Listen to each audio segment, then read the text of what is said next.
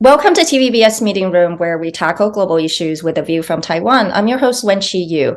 Joining us today is my good friend, Dr. Jamie Metzl, a former White House National Security Council official and author of several books.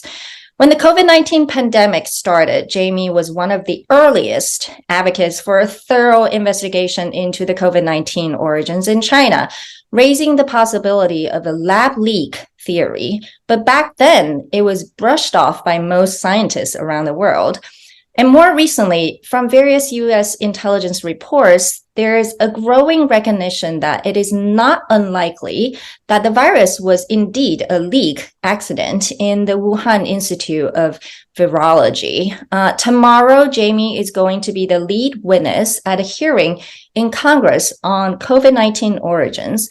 We're lucky to have him just before an important hearing. So welcome, Jamie. Thanks so much, Wenqi. Happy to be here. So the U.S. Energy Department's latest report revealed new intelligence that COVID-19 was possibly a lab leak rather than animal to human transmission. They also noted low confidence in this report. And then the U.S. government has also had other intelligence reports that had different conclusions. And then the U.S. National Security Advisor, Jake Sullivan, also said to the media that the origin of COVID-19 remains inconclusive. So what is going on where there's so many different voices from the U.S. government? Well, it's not that there's so many different voices. It's that we still don't know absolutely how this terrible pandemic began. And we are digging and trying to figure that out. And the primary reason that we don't know is that from day one, China and the Chinese government have done everything possible to prevent the kind of investigation that is so urgently required. They've destroyed samples, hidden records, imprisoned brave Chinese citizen journalists like Zhang Zhan. They've gagged Chinese scientists. They've impeded and prevented international investigations. And so those of us on the outside, without that access, are trying to gather as much information as possible as we can. And so what we want our intelligence agencies to be doing is digging through the available evidence. It's a very big deal that the Department of Energy has shifted its position from thinking it most likely comes from natural jump from animals to humans in the wild to a lab accident, which could be a jump from animals to humans in a lab. And when people think of the Department of Energy, I mean, some people think it's kind of like the electric company. But DOE oversees the 17 United States national labs. They're one of the largest employers of scientists in the world. The scientists who they do employ are some of the top scientists in the world in physics, chemistry, biology, biotechnology. So it's a very, very big deal. But the summary is we don't know with 100% certainty. We need to keep investigating. And until we know, it's good and healthy to have this kind of open conversation and open debate. So I was wondering, right, since you were the very first, pretty much one of the first, to really openly question the origins of the COVID-19, even in 2020. And based on what did you raise the question and wonder if that was a possible lab leak? Even back then. Yeah, so in the early days of January 2020, I, like everybody else, was just getting this basic information, and we started to be told it came from the market in Wuhan. It seemed reasonable based on our past experience of SARS-1. And then on January 24th, 2020, there was a paper in the British medical journal, The Lancet, which showed that over a third of the early cases had nothing to do with the market. And so that was a relatively clear early indication that the market was very, very likely where the virus spread, but not where it originated. And additional information suggesting that the outbreak may have begun maybe as early as October 2019 only make that view even stronger. So then, I mean, what I do in my life, I'm just trying to learn things and dig and explore. And so I really just dove in and started looking at the evidence. And very quickly, there was a juxtaposition between what the data was showing me and what I was reading in the mainstream media and in the scientific media, scientific press, and elsewhere. Where did you get the data? Since most people really get, I mean, it's impossible to access China, right? So where did you get the data? So there in those early days, there were publications. I mean, this January 24th Lancet paper was a Chinese submitted paper.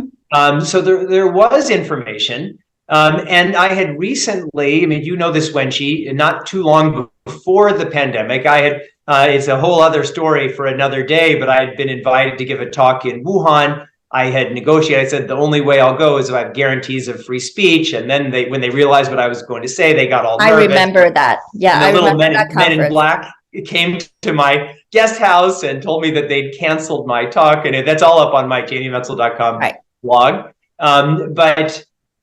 So I knew, I mean, average American was thinking, oh, Wuhan, bats, markets, this must be some backwater where a bunch of Chinese yokels are eating bats for dinner every night, and maybe sometimes they have pangolin kebabs.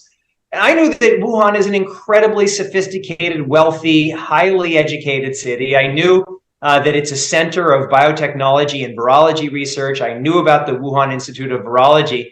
And I had been deeply involved with the Chinese CRISPR babies story, and was a member of the WHO Expert Advisory Committee on Human Genome Editing. And this felt it had the possibility to be a very similar story where there's a revolutionary technology where China has made a determination that it wants to leapfrog scientifically over the rest of the world by very aggressively doing research. And so it started to see at least a very real possibility that was what happened in Wuhan. And the more I started to dig, the more it wasn't that I proved that hypothesis, the more very real it seemed. In February, we had our meetings of the World Health Organization Committee on Human Genome Editing. And I had all of these at least suspicions or concerns. And I thought, well, I'm going to go to this meeting. My colleagues are some of the most sophisticated scientists and government regulators and others in the world. And I'm just going to tell them, well, here's what I'm seeing. And I was kind of hoping they would say, no, this is crazy. You're totally wrong. Here's what you're missing. But privately, people were saying, I have these suspicions too. And so I came back to New York. This was late February. So these include experts and scientists in the WHO. Right? I'm not talking about employees of the WHO, but the way it works with our expert committee is it's outside advisors from around the world who are brought in as part of it. Right. And so I came back to New York. It just seemed like a very real possibility. So I started writing. I started speaking about this very publicly and on social media. In April, I launched my website on COVID origins, which is now, if you print it out, I think it's like 100 pages long, but it started out shorter. And I just started saying, well, here's what I'm seeing. What am I missing? Here's all the evidence. Here are all the links. And it was a very lonely feeling because I just felt like I didn't know anybody else who was saying this. Everybody in the world pretty much seemed to somehow know it came from a market or from the wild. But as I tried to dig to see what evidence they were using, I couldn't really find any evidence other than it had happened this way in the past. But there have also been lab accidents in the past. And these kinds of technological capabilities in labs are relatively new. So you can't have a lab accident in the 14th century because there were no labs. So that's basically how this is. And then over the last 3 years, I've been kind of digging doggedly. And again, I was first on my own, and then a small number of us found each other and we started collaborating, and that became a group known as, quote unquote, the Paris Group. I mean, it's fascinating for me to watch you do this, right? Because you're not a trained scientist or biologist and virologist. So why does this matter so much to you? What are you hoping to find out? So Wenqi, we've been friends for such a long time. You know this about my history. I'm the son of a refugee. My father and grandparents came to the United States after the World War, fleeing Nazism. I've been a lifelong campaigner for human rights and for human dignity. 20 million people, according to The Economist estimates, are dead as a result of COVID-19. Mm-hmm. If we don't fearlessly examine what went wrong and learn the lessons and apply those lessons to building a safer future, the next time it could be 1 billion people dead. And I guarantee you that the people who live through that pandemic of 1 billion dead will look back at the historical record and say, did we do enough to learn the lessons this time? And I get that there are a lot of political sensitivities around this. I get that the last thing China wants to do is be open about this possibility of an accident that could have led to the deaths of 20 million people. But I feel deeply committed that we have to learn these lessons. And if transparency and accountability are a foundation of a safer future, there's no possible way to build that future on a foundation of lies and half-truths now. And I think everyone would agree, right? If accountability of the Chinese government in particular is what a lot of people are looking for. But given the nature of the Chinese government, and if we may never get to the bottom of it, as said by many scientists as well. So then what? Since it has become so politicized. So that is my question. Sort of this entire process almost has derailed a lot of the true intentions, which is good and really what we should be really focused on, but it seems to be so politicized these days. So it is politicized. It was politicized on day one when the Chinese government began suppressing brave Chinese whistleblowers on day one. And why do you think they did that? This is my fundamental question. Why did the Chinese do that? Well, I mean, I think that anybody who follows anything about Chinese politics know that the last thing the Chinese government is going to do is to say, hey, we're all about transparency and accountability. We want our local officials to be fully accountable and to speak to the public about what happened. If I had to just guess, this is a pure hypothesis, but I'll say it, it's again purely speculative. My guess is the Chinese government was doing secret research probably at Wuhan Institute of Virology, maybe at the Wuhan CDC, with a well-intentioned goal. And that goal was to develop perhaps vaccines and treatments for coronaviruses, including a pan-coronavirus vaccine, which we're still trying to create. I think there was probably some kind of accident. And like with all of these accidents, you don't know that it's happened right away because these viruses replicate quickly. But if the starting number is 1 person and then 2 and then 4, the numbers in the beginning are very hard to track, especially during a flu season. So my guess is it probably took a little while to figure that out. And at that point, the local officials, as is kind of always the case in China, the local officials know that if there's a problem on their watch, they're going to get in trouble. And because most of these outbreaks fizzle out on their own, my guess is very quietly they tried to do that. And then at a later point, the national government was brought in.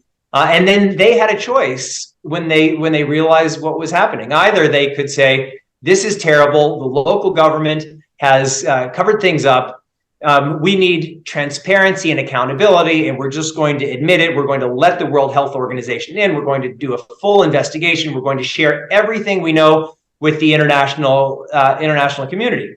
Like if they do that, what happens? The Chinese government falls in 3 minutes because the job of local officials is not transparency and accountability in the name of the public good. It's the opposite of that. I mean, China. So I think fundamentally you are, pointing out the biggest, I think, challenge in the Chinese political system is truly transparency or a lack of, and accountability, right? Because of how it's set up.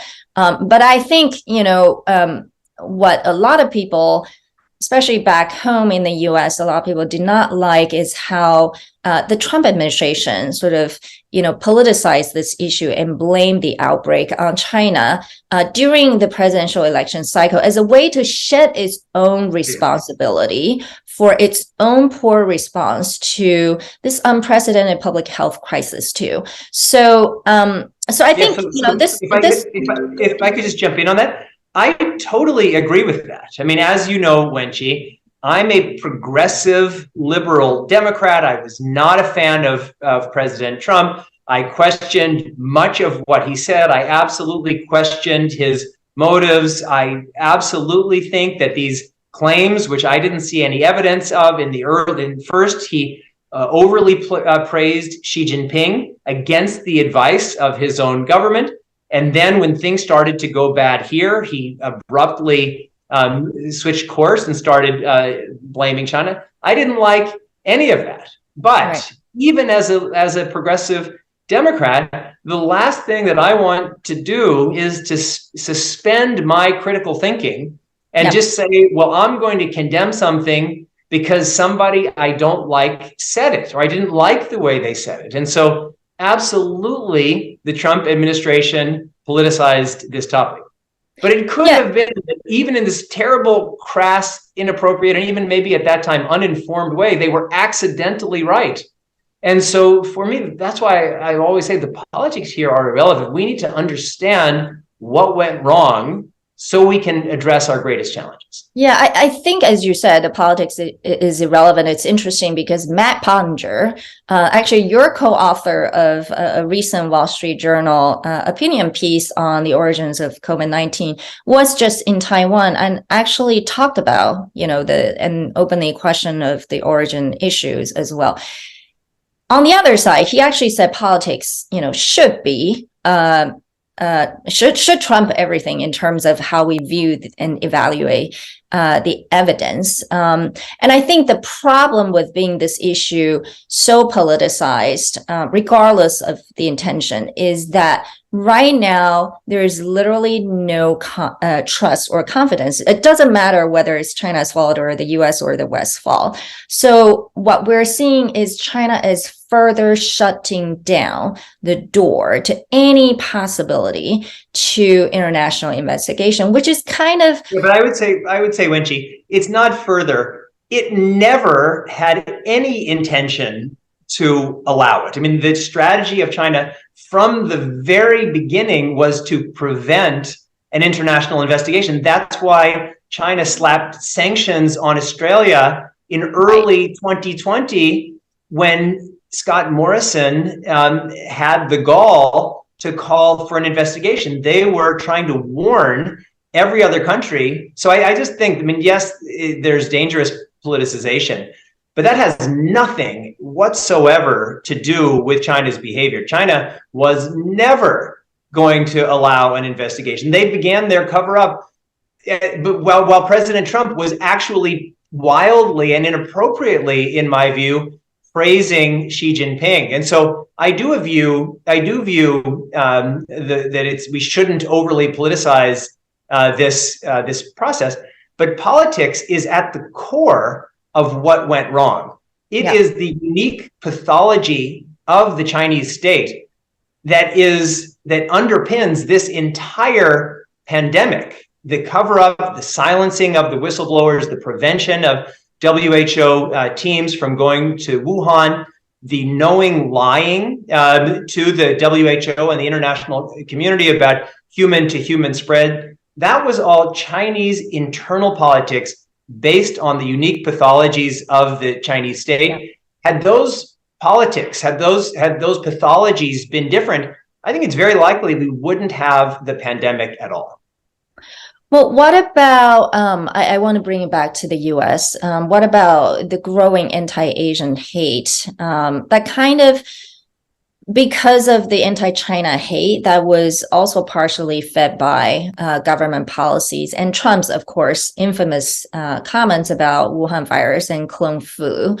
Of course, we know, a lot of people, including you, even though you're advocating for investigation into this origin, but, it's not a racist sort of behavior, but it has also been framed as a racist approach. What do you say to those people? Well, I'm against racism and bigotry in all its forms. I've spent my entire life fighting it. Obviously, I don't think it's racist to say that this pandemic may stem from a lab accident in Wuhan, followed by a criminal cover-up by the Chinese government.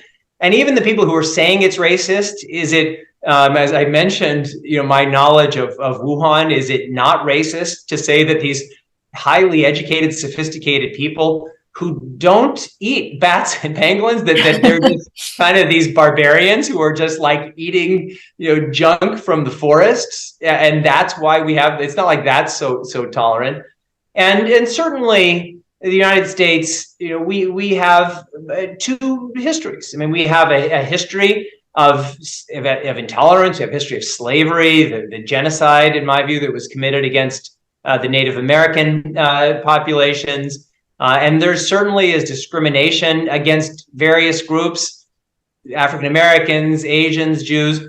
But I would also say that the United States still today is, in my view, one of the most tolerant countries in the world.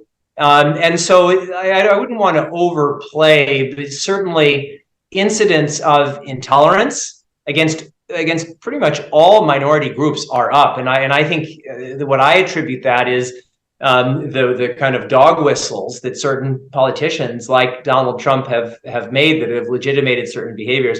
But these are very fringe actions that we need to fight with everything that we've got, and we need to fight them together. But I don't want to give the impression that the United States is some bastion of intolerance. I think the United States is actually one of the most tolerant countries in the world. And we have a lot of work to do to fight the bad stuff and foster the good stuff. Yeah. Unfortunately, it also has been framed by China as a racist sort of way that the U.S. is putting the blame on China. So again, it's politicized for obviously not justified. Now, setting aside the origin of the virus, China's zero COVID policy has been one of the most restrictive, reflecting again its own governance philosophy that leans toward control over individual freedom. And on the other hand, interestingly, many thought the pursuit of individual freedom is actually a irresponsible behavior toward the greater community in combating COVID-19 spread, which is kind of the belief in most parts of Asia, including Taiwan. So what lessons have we learned from the past 3 years? So first, what I'll say is no person and no country has a monopoly on truth, wisdom, knowledge, or anything. And so it makes me actually quite crazy when people say, well, our country did a better job or yours didn't. I mean, Taiwan actually, in my view, did a pretty great job, as did South Korea and New Zealand and others. And if we look at China in the early days of the pandemic, they actually did a pretty good job of protecting their populations. And I would never criticize a country for overly protecting its population from a deadly pathogenic disease. So I actually would praise China. The problem with China is when the lockdowns in the early days, the goal was to buy time so they could do all of the other things that needed to be done. Vaccinate the population, build out hospital capacity. And they so over-invested in that first phase in building those quarantine centers and controlling everybody that they actually didn't transition. And then as a result of just, I'll just use the stronger word, disgusting nationalism, rather than purchasing the foreign mRNA vaccines that actually worked, they refused and first inoculated their population with their far inferior Chinese vaccines. And then even that didn't do a very good job of protecting the older people. So countries like New Zealand and others who kind of had a hard lockdown first and then transitioned, I think ultimately did better. And again, the lying is the hardest part. I'm not saying this even as an American. I mean, for Chinese people, so many people who we know have lost relatives. Yeah. The estimates of the number of COVID dead just in this last round are around 1 million people. And so who benefits from these lies about the Chinese fatalities? I mean, maybe the Chinese government, but it's kind of equivalent to what's happening in the war in Ukraine, where the Russian government has drafted a bunch of people from little villages. And if a few body bags come to each little village and they don't have an open media, and no one can pull the story together, for the government, you can keep your tail going. And I think it's calling for transparency and accountability isn't some kind of propaganda tool for the United States or Cold War weapon. It's a way of safeguarding all of our futures, including the people of China. I think, interestingly, China's argument for a more restrictive zero policy actually, made sense in the beginning, but it did not make any sense that they bought all the time not to vaccinate their people properly. And when they opened up, it was almost just all of a sudden, so many more people died. It was almost like the lockdown wasn't for anything. It wasn't even worthwhile, just lost time. I agree. And just one quick thing. And I think the United States did actually a terrible job. I mean, I'm not saying all of this to praise the United States. I think that our testing was bad. We were uncoordinated. Our messaging was chaotic. So it's not like I'm just saying, oh, America's perfect and let's criticize China. I'm happy to criticize the United States, anybody. Our question should be, what's the highest standard that we want as citizens of countries and as people living in a world? And then how do we hold everybody, including ourselves and our own governments, to those highest standards? Yeah, I think same argument for Taiwan too, which was praised as a model country in responding to COVID. But, at the end, also the government got a lot of criticism from its own citizens. So the last question, since we have very limited time, is that, you've been a steady critic of China's undemocratic political system. And increasingly, we are seeing a world divided by camps of Western democracies, non-democracies, and non-alliance. And, I would say in the meantime, U.S.-owned domestic political messiness does not bode well for democracy promotion abroad. And Taiwan is kind of caught in between, because while Taiwan is a longtime U.S. ally and a proud, the admiration for the U.S. has also been declining. And so do you still believe speaking loudly about U.S. values is the best way to show its global leadership? And more importantly, has it been effective more recently? Yeah, so a few questions embedded in that. Certainly, as I said before, as someone who believes in human rights, I think we need to be critical of injustice wherever we see it, at home and abroad. And there is no doubt that America is becoming increasingly divided and polarized. And anybody looking at the January 6th riots and attacks in the United States wouldn't say, oh, that's democracy at work. You would say, like, geez, that's really frightening. I don't want that. And so the test of any government and governance system is, does it deliver a better quality of life? I certainly believe that having and serve the people better. Really, that's the standard. Better. And so I certainly believe that over time, democratic structures do better than that. That's why I'm a firm believer in democracy. But I wouldn't claim to have a monopoly on knowledge like the Meiji Japanese in the late 1860s and 1870s. We need to learn from wherever we can learn to do better. And I think America can learn from China. China can learn from America. I like to push back on what you said about Taiwan in the middle, and I don't want to be inappropriate. But the people of Taiwan are asking the American people and the American taxpayers to risk lives, resources, and to protect your democracy, which we really believe in. But if the United States said, hey, Taiwan is on its own, that's a faraway interest, it would fundamentally change your political side. I don't think it's appropriate to say that Taiwan is caught in the middle, like Taiwan is some kind of bystander. In my view, the United States and Taiwan believe in a set of principles for democracy, transparency, accountability, the rights and responsibilities of citizens. And so that's why, for me, the issue isn't American values. If this is just American values and America has something that's just American and we're trying to force that on the rest of the world, well, that's bound to fail, because what are those values? That's just imperialism.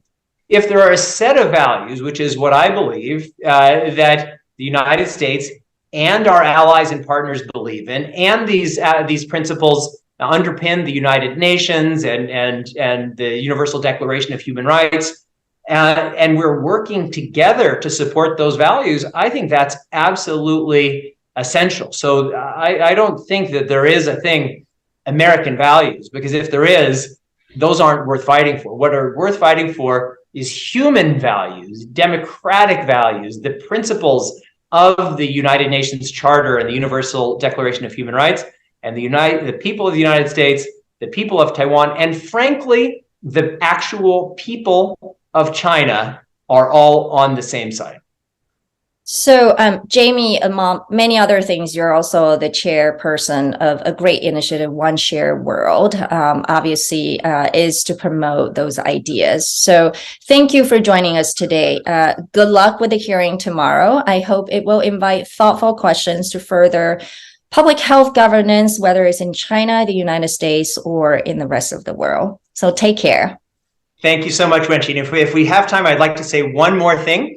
So as I told you before, as you know, I'm an Ironman triathlete, and I was visiting Taiwan a number of years ago, and I went to Hualien, and I rented a bicycle, and I biked up. I mean, it must be 10,000 miles up this hill, and I've never received more jiayos than every single car that passed me. Somebody yelled "Jiao" out the window. So I hope that if people are watching my testimony tomorrow morning, and you can watch it live stream, that you will be giving me Jiaos as I try to fight for transparency and accountability and a better future for everyone.